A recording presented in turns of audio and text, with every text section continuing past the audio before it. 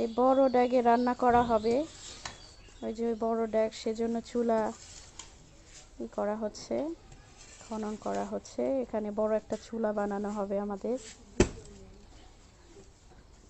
তো এই মহান কাজটা করছে আমাদের এক বড় ভাই।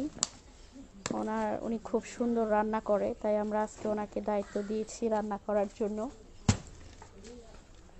তো উনি খুব কষ্ট করে চুলাটা করছে।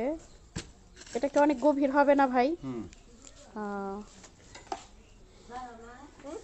তো ভালোই। ফাইনালি চুলা খনন করা হয়েছে, দেখতে অনেক সুন্দর লাগছে। আমি কখনো এরকম বানানো দেখি নাই, আজকেই প্রথম।